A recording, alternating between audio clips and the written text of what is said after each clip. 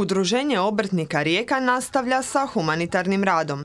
Na 12. po redu Maškaranoj joti održanoj u sklopu Riječkog karnevala prikupljena su značajna sredstva namijenjena u plemenite svrhe. Na samoj joti na Korzu se prikupilo 9200 kuna, s tim da je tom događanju prisustvovao i predsjednik Hrvatske obrtničke komore Dragutin Ranogajec, koji je u ime Hrvatske obrtničke komore još donirao 5000 kuna, tako da je ukupni iznos doniranih sredstava 14200.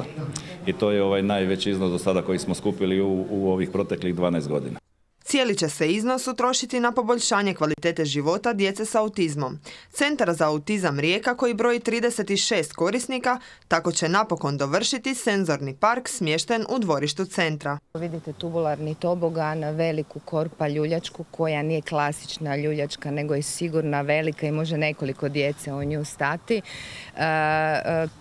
Zatim više namjenska penjalica, klackalica, sve te aktivnosti u stvari pridonose da bi se sve te senzorički ti podaci koji ulaze u djetetov organizam harmonizirali i da bi na njih što bolje odgovorili.